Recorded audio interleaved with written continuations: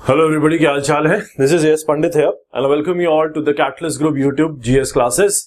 आज हम इकोनॉमिक्स की थर्ड क्लास करने वाले हैं। अभी हम इकोनॉमिक्स की पहली दो क्लास कर चुके हैं, जिसके अंदर हम लोग इकोनॉमिक्स क्या होती है, उसका बेस क्या होता है, उसके सेक्टर्स क्या होते हैं, किस तरीके से प्रोडक्शन, किस तरीके से कैसे चलता है सारा सिस्टम, वो हम देख चुके थे। उसके बाद सेकंड कॉन्सेप्ट हमने देखा था कि कौन कौन से सेक्टर्स किस किस तरीके से इनकम जनरेट करते हैं और किस तरीके से इनकम सर्कुलेट करती है। मतलब बेसिकली इकोनॉमिक्स को हम घरेलू बना के समझ रहे थे। अपने घर का एग्जांपल लेके, जैसे हम घर में चाय पानी चीनी इधर उधर करते हैं, पैसे खर्चा करते हैं, जैसे आपकी मम्मी को पता होता है क्या कब क्यों किसके लिए कैसे बनाना है, तो हम सारे प्रॉब्लम्स भी देख चुके हैं। आप घर से रिलेट करके पूरी इकोनॉमिक्स समझोगे, जैसे आज भी हम आने वाले हैं। कुछ लोग फोटो देख के पीछे को थोड़ा सा ललचाने लगे होंगे, लेकिन ये ललचाने के लिए नहीं है, ये नकली है, फोटो है गूगल से डाउनलोडेड। आज मैं कुछ कॉन्सेप्ट आपको बताने वाला हूं जो बहुत इंपॉर्टेंट कॉन्सेप्ट है। लास्ट जो क्लास हमने खत्म करी थी, उस क्लास को खत्म करते टाइम मैंने नेशनल इनकम तक आपको पहुंचा दिया था। नेशनल इनकम कॉन्सेप्ट मैंने आपको बेसिक समझाया था, एक्चुअल में नेशनल इनकम कहां से ओरिजिनेट होती है, लेकिन एक्चुअल में नेशनल इनकम होती क्या है और कैसी कैलकुलेशंस की जाती है, आज हम उसको स्टार्ट करने वाले हैं। नेशनल इनकम के ऊपर मैं दो पार्ट्स बनाऊंगा, एक आज वाला एक नेक्स्ट वाला। दोनों पार्ट्स बहुत इंपॉर्टेंट है क्योंकि नेशनल इनकम के अंदर बहुत सारी चीजें जुड़ी हुई हैं। Domestic product, gross domestic product, जो बच्चे बहुत सारे कंफ्यूज हो जाते हैं कौन सा फॉर्मूला कहां से कैसे आता है, तो वो फॉर्मूले में इसीलिए आप कंफ्यूज होते हैं क्योंकि आपको ग्रॉस का मतलब नहीं पता होता है, आपको डोमेस्टिक का मतलब नहीं पता होता है, आपको प्रोडक्ट का मतलब क्या होता है वो मैं बता चुका हूं, मतलब पता नहीं होता है। तो आज हम पूरी की पूरी चीजों का ऑपरेशन करेंगे और कॉन्सेप्ट पकड़ेंगे, जैसे हम चीजों के अंदर घुस के देखते हैं कि अच्छा ये ऐसा होता है। ठीक है, तो स्टार्ट करेंगे आज क्लास जो हमारी इकोनॉमिक्स की है। आज हमारा टॉपिक है नेशनल इनकम, या फिर इसको कहा जा सकता है, हिंदी में भी बताता रहूंगा, कुछ हिंदी मीडियम के जो स्टूडेंट्स होते हैं उनको भी इजी रहना चाहिए, राष्ट्रीय आय। जो हमारा पूरा कंट्री है उसकी क्या कमाई है वो हमारी नेशनल इनकम बताती है। अच्छा, नोट्स के लिए बहुत सारे बच्चों को कंफ्यूजन होता है, तो मैं बार बार हमेशा बता रहा हूं, टेलीग्राम पे हमारा जो चैनल है उसका नाम है कैटलिस्ट CATALYST ग्रुप ऑफिशियल, इस नाम से चैनल होगा। उसके अंदर 33,000 के आसपास सब्सक्राइबर होंगे। बहुत सारे फेक टेलीग्राम चैनल बने हुए हैं, उनको मत सब्सक्राइब करना, यही है सबसे ज्यादा, इसी में सब्सक्राइबर होंगे। डायरेक्ट आप सर्च करोगे जब टेलीग्राम डाउनलोड करके ऐप आपको मिल जाएगा।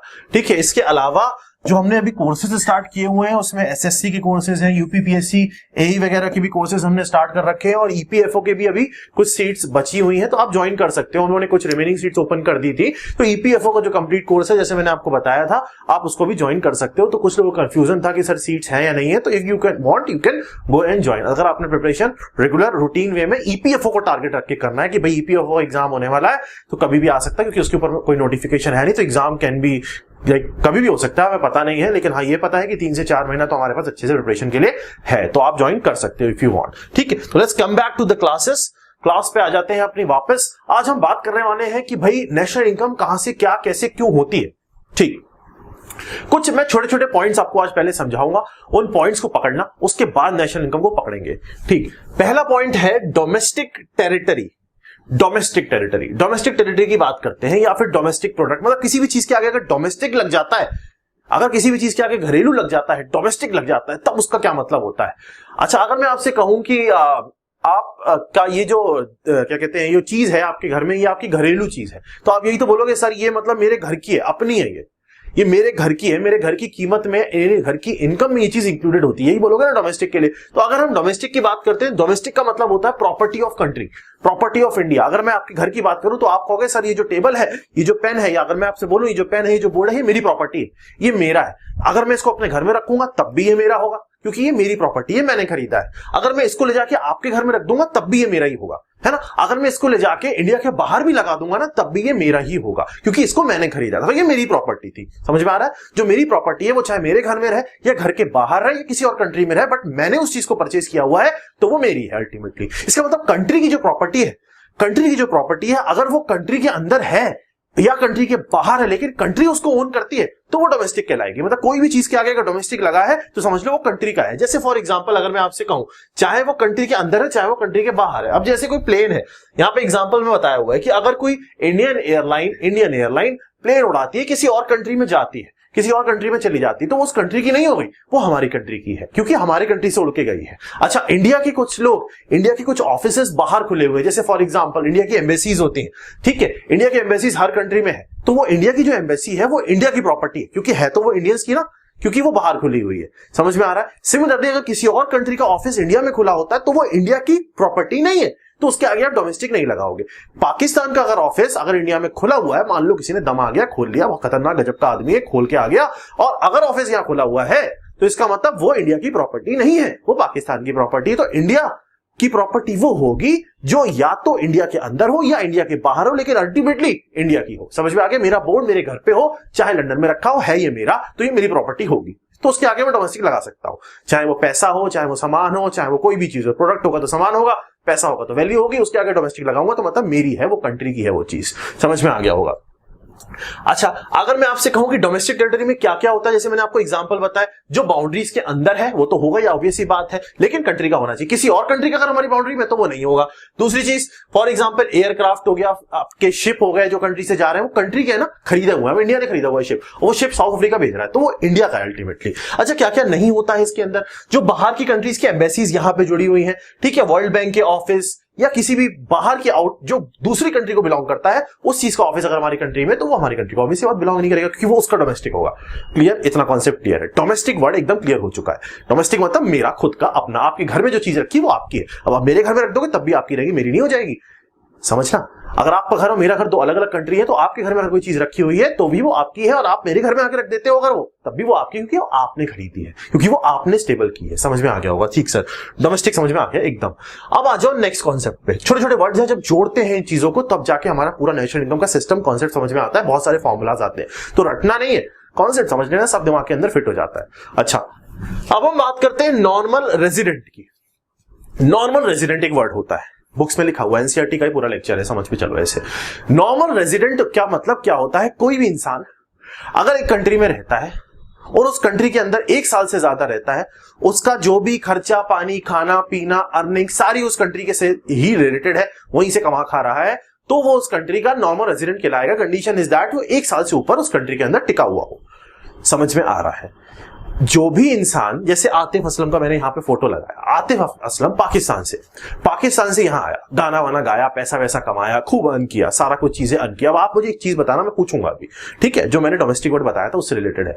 आतिफ असलम पाकिस्तान से यहां आया, उसने खूब पैसा वैसा कमाया, खूब अर्निंग की, 1 साल से ऊपर यहां टिका, इसका मतलब आतिफ असलम जो है वो नॉर्मल रेजिडेंट है? बिल्कुल है सर, नॉर्मल रेजिडेंट कहलाएगा। हम तो सब है, हम तो रह ही रहे यार, हमारी जिंदगी ही बीतने वाली है ना, तो इसका मतलब हम तो है ही हैं। लेकिन जो बाहर से आया वो इंडिया में रहा, उसने कमाया खाया, इकोनॉमिक एक्टिविटीज में शामिल हुआ चीजों में, तो वो नॉर्मल रेजिडेंट कहलाएगा अगर वो 1 साल से ऊपर रहेगा। अच्छा, आप मुझे ये बता दो, इसकी जो कमाई है, इसकी जो अर्निंग है, क्या उसके आगे डोमेस्टिक लगाओगे?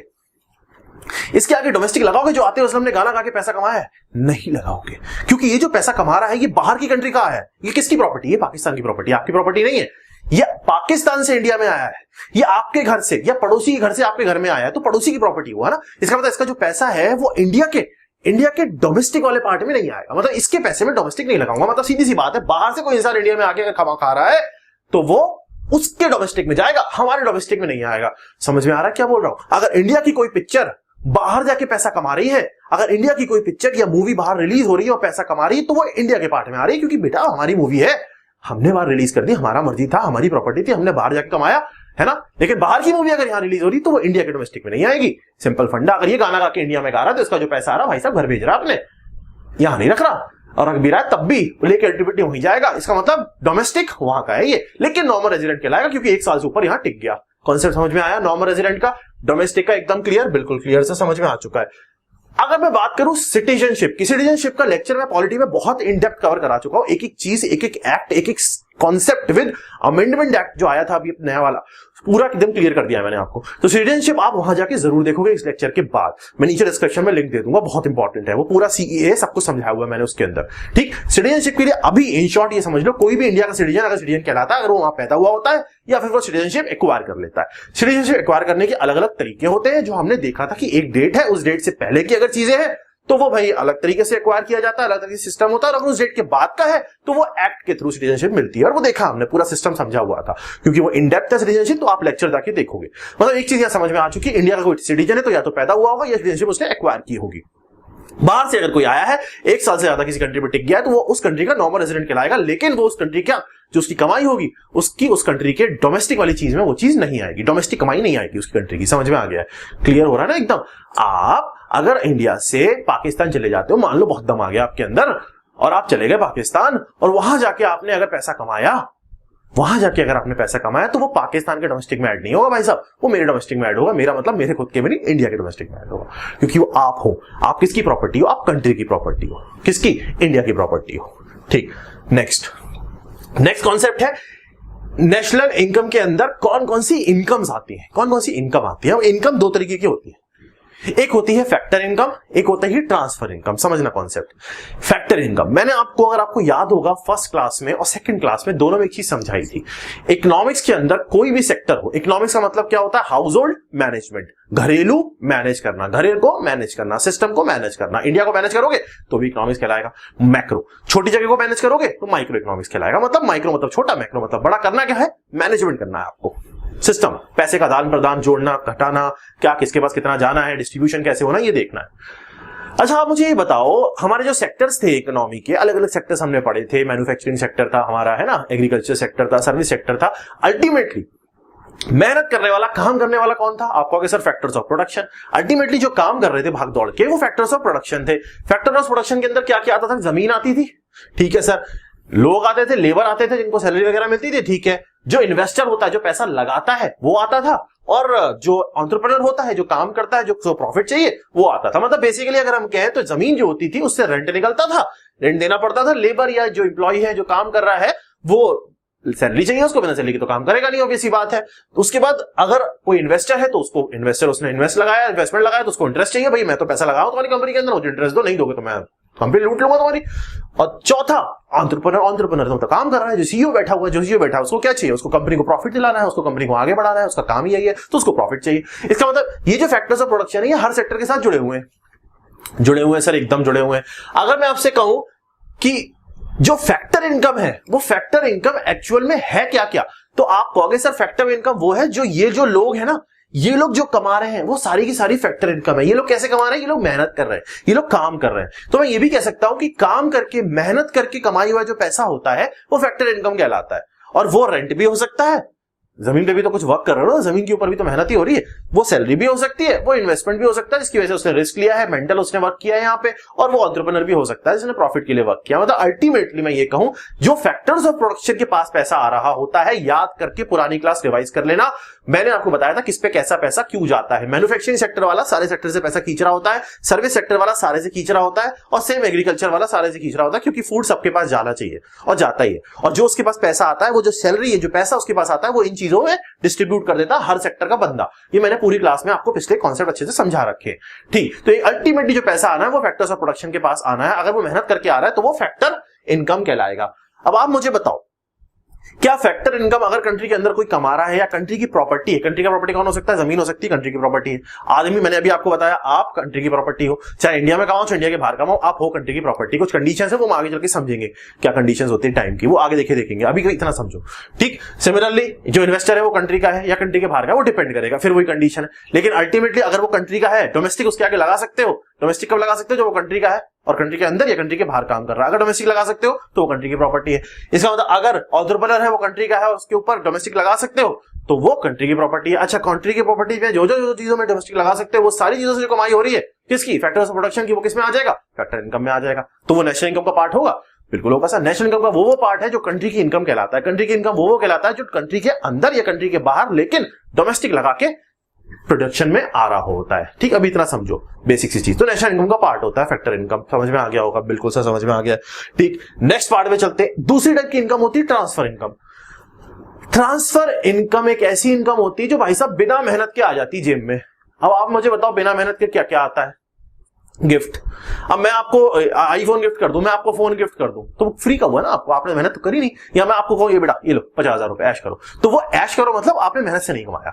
जो चीज आप मेहनत से नहीं कमाते हो, जो गिफ्ट हो गए, पेंशन हो गई, स्कॉलरशिप हो गई, आप कॉलेज में जाते हो, पढ़ाई करते हो, पढ़ाई को मेहनत कंसीडर नहीं करते हैं, ऑब्वियसली बात है। मेहनत कंसीडर वो होती है जो फैक्टर्स ऑफ प्रोडक्शन में आती है। पढ़ाई फैक्टर ऑफ प्रोडक्शन में आपको नहीं दिख रही है ना, तो उसको कंसीडर नहीं करो। आपको सर मैंने तो मेहनत करी सर, टेस्ट में मैं इतने अच्छे नंबर लाया तो स्कॉलरशिप तो मिलेगी, मैं तो डिजर्व करता हूं, डिजर्व करते हो, अच्छी बात है। लेकिन हम उसको इकोनॉमिक्स के बेस पे, फैक्टर्स ऑफ प्रोडक्शन के हिसाब से आपको उसका पार्ट नहीं मानेंगे और हम कहेंगे आपकी कोई मेहनत नहीं है, आ गए तुम, बस दिमाग होगा या कर ली होगी तुमने मेहनत, लेकिन वो पढ़ाई वाली मेहनत हम काउंट नहीं करेंगे, है ना, वो रिजल्ट में काउंट करेंगे जब फैक्टर्स ऑफ प्रोडक्शन में किसी एक पोस्ट पे जाके आप बैठोगे। समझ में आ रहा हो क्या कह रहा हूं, है ना। तो इसका मतलब ये हो गया कि अगर आपको कोई स्कॉलरशिप मिल रही है, अगर आप किसी को पेंशन मिल रही है, किसी को गिफ्ट मिल रहा है, तो ये सारी चीजें फैक्टर इनकम में नहीं आ रही, क्योंकि फैक्टर्स प्रोडक्शन से नहीं मिल रही है, उनको नहीं मिल रही है। ये सारी की सारी इनकम ट्रांसफर इनकम में आ रही है, जो ट्रांसफर की जा रही है। बाहर से आपके कोई अंकल रहते हैं, मान लो कहीं, उन्होंने पैसा भेज दिया, बेटा ये लो, तो आपकी कंट्री में गया, लेकिन आपको फ्री में मिला ना। आपने किसी और कंट्री में मेहनत करके नहीं कमाया, अगर कमाया होता तो जरूर आ जाता, तो जरूर पार्ट होता, लेकिन आपने मेहनत करके नहीं कमाया, आपको तो फ्री में मिल गया। समझ में आ रहा है? चीजों को समझना बहुत इंपॉर्टेंट है, इसलिए मैं 2 पार्ट में बनाऊंगा, वरना घूम जाएगा दिमाग। कॉन्सेप्ट पकड़ोगे तो कभी जिंदगी में नहीं भूलोगे, जैसे मैं आपको बताता हूं। ठीक, इसका मतलब फ्री में मिली हुई पैसा ऐसे मान लो ट्रांसफर इनकम में आता है, और ट्रांसफर इनकम कभी भी नेशनल इनकम का पार्ट नहीं होता है, क्योंकि वो फैक्टर्स ऑफ प्रोडक्शन से नहीं आता है। 4 लोगों को ध्यान रखना, सीधी सी बात है, जमीन, काम करने वाला इंसान, पैसा लगाने वाला इंसान और एंटरप्रेन्योर जो कंपनी चलाता है। इन चारों के अलावा कोई भी कुछ भी कैसे भी कमा रहा है, अगर वो फ्री में आ रहा है उसके बाद बिना मेहनत करे, क्योंकि बाकी सब लोग इन चारों के पार्ट होते हैं, चाहे आप हो चाहे मैं हूं। लेकिन अगर कोई घर बैठे बैठे पैसा कमा रहा है, जो कोई काम धंधा नहीं है, जो मेहनत कर नहीं रहा, जो प्रोडक्शन में काम नहीं कर रहा है, या फिर जो सर्विस सेक्टर में काम नहीं कर रहा है, जिसका कोई काम ही नहीं है, फैक्टर्स प्रोडक्शन में कंसीडर नहीं किया जा सकता, उसको ट्रांसफर इनकम में डाल दोगे और वो नेशनल इनकम का पार्ट नहीं बनेगा। नेशनल इनकम का पार्ट नहीं बनेगा, ट्रांसफर फ्री का समझ लो, काम धंधा करे बिना पैसा आ जाए तो वो ट्रांसफर इनकम का पार्ट हो गया, और वो फैक्टर इनकम का पार्ट नहीं है, तो वो नेशनल इनकम का भी पार्ट नहीं है। सीधी सी बात है। बिल्कुल सर, क्लियर हो गया, एकदम समझ में आ रहा होगा। अब बात करते हैं सामान की। मैंने बोला था ना प्रोडक्ट भी पता होना चाहिए।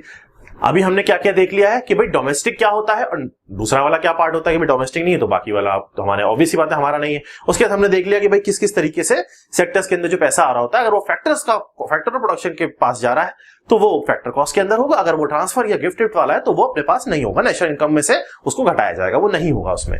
ठीक है सर। पिछली क्लास के अंदर जो इनकम घूमी थी ना, उस इनकम में से चीजें कम करोगे तब जाके जो मिलेगी वो फाइनल मिलेगी, उसको हम देखेंगे वो फॉर्मूला से, इसलिए कॉन्सेप्ट समझा के दिमाग में चिपकाना चाह रहा हूं। प्रोडक्ट होते हैं 2 तरीके के बेसिकली। प्रोडक्ट का जो क्लासिफिकेशन है, अगर हम ड्रॉ प्रोडक्ट की बात नहीं करते हैं, अभी हम जो आने वाले प्रोडक्ट की बात करते हैं, कुछ फर्निश हो चुके हैं, वो प्रोडक्ट का जो यूज है वो उन्हें नाम दिलाता है। जैसे फॉर एग्जांपल 2 तरीके के नाम होते हैं, एक होता है फाइनल प्रोडक्ट या फाइनल गुड्स, एक होता है इंटरमीडिएट गुड्स या इंटरमीडिएट प्रोडक्ट। अच्छा, फाइनल प्रोडक्ट और इंटरमीडिएट प्रोडक्ट या फाइनल गुड्स और इंटरमीडिएट गुड्स की अगर हम बात करें, फाइनल प्रोडक्ट का मतलब होता है जो आपके हाथ में आ गया, आप दुकान पे गए, आपने खरीद लिया, वो आपका हो गया, और उसके बाद आप उसका कुछ करोगे नहीं, आप उसका बेचोगे नहीं, उसको सेल ऑफ नहीं करोगे, तो वो फाइनल प्रोडक्ट हुआ। ठीक, अब ये बोर्ड है या मेरे पास जो फोन है वो मेरा फाइनल प्रोडक्ट है, मैंने उसको खरीदा, वो मेरे पास आ गया, अब मैं उसको बेच नहीं रहा हूं क्योंकि वो मेरा हो चुका है। कोई भी चीज है, जैसे for example let's take an example, अगर आप शर्ट खरीदते हो, ठीक है, शर्ट खरीदने के 2 तरीके हैं। पहला तरीका क्या है कि भाई टेलर है, टेलर कपड़ा खरीदेगा, वो कपड़े से शर्ट बना के आपको देगा। ठीक, दूसरा क्या, आप डायरेक्ट मार्केट में गए, रेडीमेड आपने शर्ट खरीद ली। जब आपने रेडीमेड शर्ट खरीद ली तो डायरेक्ट मिली ना अब आपको, अब आप पहनोगे, उससे बेचोगे थोड़ी। लेकिन ऑन द अदर हैंड अगर कोई टेलर कपड़ा खरीदता है, फैब्रिक खरीदता है, तो वो फाइनल गुड नहीं है, वो इंटरमीडिएट गुड है, क्योंकि उस कपड़े का अब यूज करके, उसको प्रोसेस करके, उसको चेंज करके शर्ट बनाया जाएगा। समझ में आ गया? तो यूज के हिसाब से प्रोडक्ट डिसाइड होता है कि वो फाइनल गुड है कि वो इंटरमीडिएट गुड है।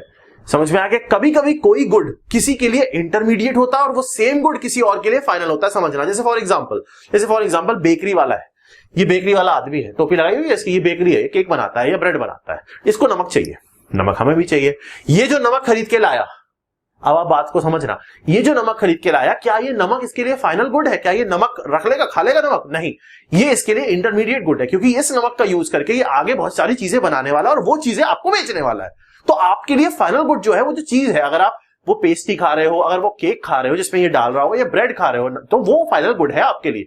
इसके लिए ये जो नमक है ये इंटरमीडिएट गुड है। ऑन द अदर हैंड हम बाजार से जाके नमक खरीद के लाते हैं, तो हम उसको खाने में डाल के, दाल में घोल के, चावल में साथ मिक्स करके घी और उसको खा जाते हैं, है ना। तो इसका मतलब क्या हो गया, नमक एक ऐसा प्रोडक्ट है जो इंटरमीडिएट हो सकता है किसी बेकरी वाले के लिए और फाइनल हो सकता है हमारे खुद के लिए। तो डिपेंडिंग अपॉन द यूज की प्रोडक्ट का यूज क्या है, उसके हिसाब से आप डिसाइड करोगे कि वो फाइनल है या वो इंटरमीडिएट है। समझ में आ रहा होगा कॉन्सेप्ट? ठीक है, एक और चीज समझो, जो फाइनल गुड्स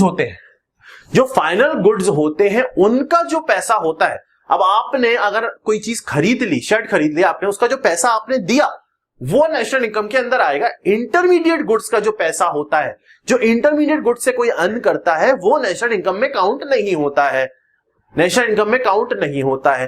अगर बेकरी वाला नमक लेके आ रहा है तो नमक का जो पैसा उसने दिया है वो काउंट नहीं होगा नेशनल इनकम में। नेशनल इनकम में उस नमक का यूज करके जो वो चीज बना के आपको चेप रहा है, बेच रहा है, यूपी की लैंग्वेज कभी आ जाती, क्या करो, अंदर से है वो चीज। अगर वो आपको बेच रहा है तो वो जो पैसा है, जो ब्रेड खरीद के आप दिया आपने उसको और उसने कमाया, वो आएगा नेशनल इनकम के अंदर। समझ में आ गया बात? क्लियर सर, आ गया है। एक और चीज समझो, इंटरमीडिएट गुड्स, कुछ ऐसे इंटरमीडिएट गुड्स जो एक साल के नेशनल इनकम का जो कैलकुलेशन होती है वो ईयरली बेसिस पे मान लो होती है। अगर एक साल के अंदर कोई इंटरमीडिएट गुड यूज होके फाइनल गुड में कन्वर्ट हो जाता है, तो वो फाइनल गुड में कन्वर्ट हो गया तो उसका जो पैसा होगा वो नेशनल इनकम में यूज हो जाएगा। लेकिन अगर एक साल के अंदर वो सारा का सारा इंटरमीडिएट गुड फाइनल गुड्स में कन्वर्ट नहीं हो पाता है, तो उसका पैसा, जो पैसा खर्चा हुआ होगा, वो फाइनल इनकम में, नेशनल इनकम में काउंट नहीं होगा। जैसे फॉर एग्जांपल यही बेकरी वाला ले लो, ये जाके बाहर से नमक लेके आया, मान लो, लेट्स से दैट, समझना बात को, कॉन्सेप्ट समझने के लिए एग्जांपल बता रहा हूं, 10 kg 10 किलो नमक लेके आया, मान लो फॉर एग्जांपल 10 किलो नमक लेके आया। ये 10 किलो नमक में से 10 kg सॉल्ट में से 7 kg था, इसने इसकी, मान लो फॉर एग्जांपल, केक में नमक पड़ता है, मुझे नहीं पता पड़ता है कि नहीं पड़ता, मान लो ब्रेड में पड़ता होगा, है ना, मान लो इसने ब्रेड बना दी 7 kg नमक डाल के, सिर्फ नमक की ब्रेड नहीं बनाई होगी, बहुत सारा डाला होगा, नमक डाला होगा उसने, ठीक है, उसमें, ठीक, 7 kg जो नमक था, जो सॉल्ट था, वो कन्वर्ट हो गया किस पे, फाइनल गुड में, जो आपके पास चला जाएगा। तो इसका जो पैसा आया इसके पास 7 kg का, ये खरीद के 10 kg लाया था, 7 kg इसने ब्रेड बना के बेच दिया, उसके बाद जो पैसा आया वो तो नेशनल इनकम में काउंट होगा।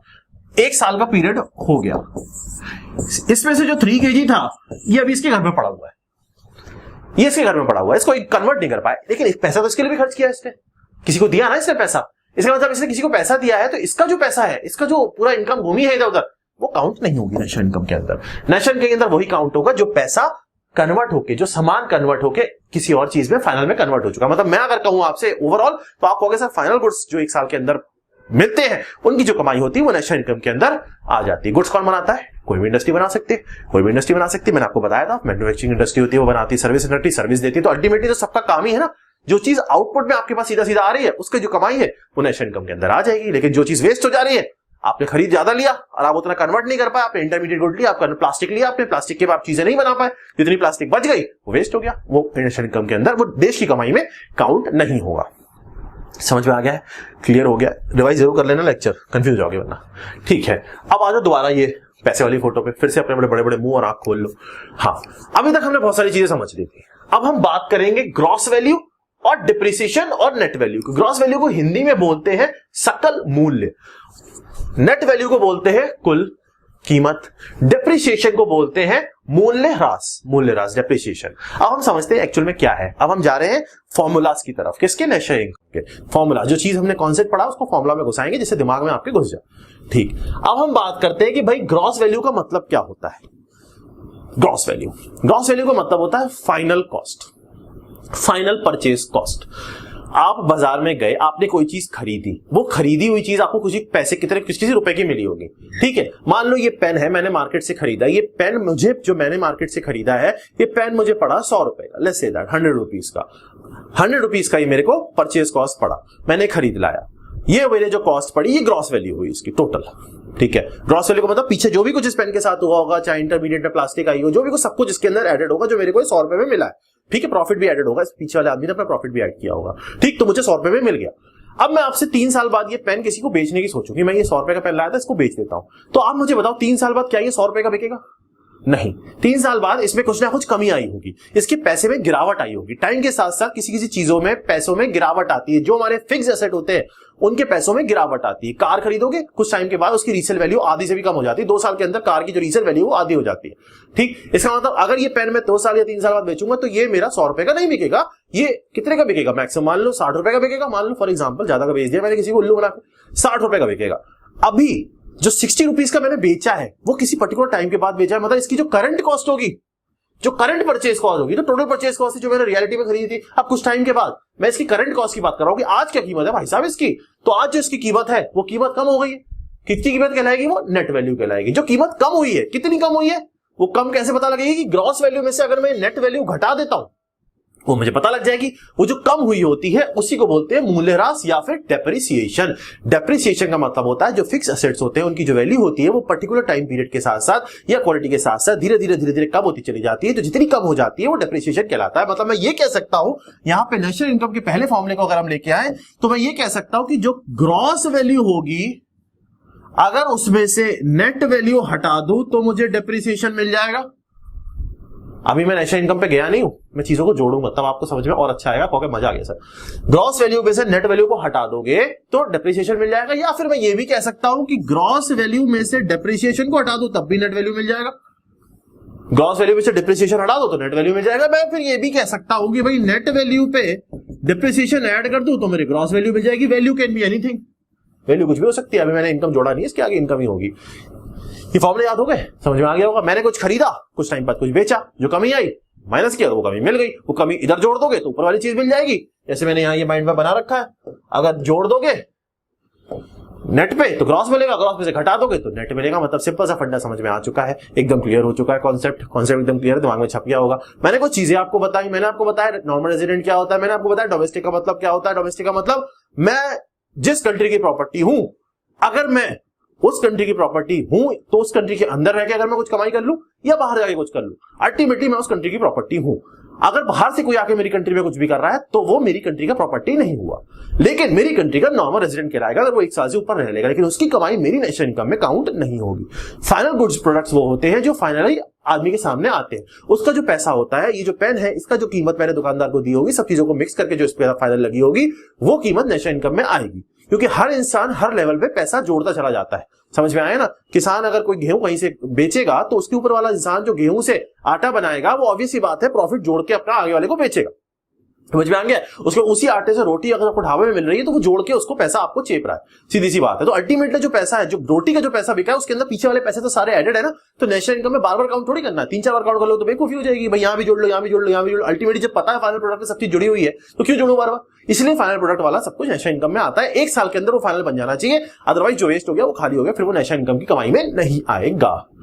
ग्रॉस वैल्यू सबसे ज्यादा वैल्यू जो फाइनल कॉस्ट होती है, जो सब कुछ जुड़ जाड़ के आती है, उसमें से अगर डिप्रिसिएशन टाइम के साथ कुछ कमी आ रही है या क्वालिटी में खराबी हो रही है, जो भी whatever it is, the reason is, उसको माइनस कर दोगे तो नेट वैल्यू मिल जाएगी। ये समझ में आ गया होगा। This is economics national income part 1। ज्यादा नहीं पढ़ाऊंगा अभी वरना कंफ्यूज हो जाओगे, फॉर्मूले बहुत सारे हैं। अब जो नेक्स्ट क्लास के अंदर है उसके अंदर बहुत सारे फॉर्मुलाज करा लूंगा। जो भी मैंने कॉन्सेप्ट बताया है चुटकियों में सारे फॉर्मुले दिमाग के अंदर चिपक जाएंगे। तो नेक्स्ट क्लास आ जाएगी आपकी फ्राइडे को इकोनॉमिक्स चल रही है, मैंने आपको बताया हर फ्राइडे को इकोनॉमिक्स क्लास आती रहेगी। हिस्ट्री की क्लास भी कंटिन्यूएशन चल रही है, वीकेंड में आपको हिस्ट्री मिलेगी, पॉलिटी में दी जाएगी। कंटिन्यूअस में क्लास चल रही है, तीनों सब्जेक्ट चला रहा हूं। ज्योग्राफी इस बार मैं लेके आ जाऊंगा संडे को, क्योंकि ज्योग्राफी को थोड़ा डिले हो गया तो 2 सब्जेक्ट साथ में पैरेलल में ले आऊंगा संडे को। आपको 2 सब्जेक्ट मिल जाएंगे, ज्योग्राफी मिल जाएगा और आपका हिस्ट्री मिल जाएगा, पॉलिटी आपको सैटरडे को मिल जाएगी। आप क्लासेस कंटिन्यूअस करते रहो, रिवाइज आपके करते रहो, रिवीजन और माइंड मैप जो है वो जरूर बनाओ। माइंड मैप बहुत इंपॉर्टेंट है। जिन्होंने पिछली क्लासेस नहीं देखी है, वीडियो का डिस्क्रिप्शन ओपन करना, सारी क्लासेस का लिंक मैंने वीडियो के डिस्क्रिप्शन में पढ़ा दी। डिस्क्रिप्शन होता है ना, उसके अंदर सारी क्लासेस मिल जाएंगी।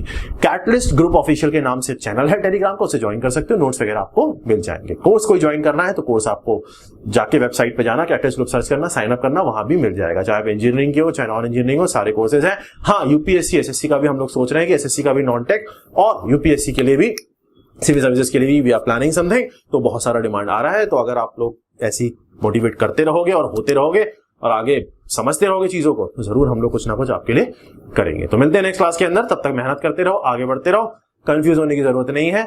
बाकी अगर कोई चीज पूछनी है, कोई कंफ्यूजन है, डायरेक्टली बात करनी है तो इंस्टाग्राम पे कैटलिस्ट ऑफिशियल सर्च करना, वहां पे आपको चैनल मिल जाएगा, उसका भी लिंक नीचे दे दूंगा, तो बात कर सकते हो। ठीक है, तो मिलते हैं नेक्स्ट क्लास के अंदर। मस्त रहो।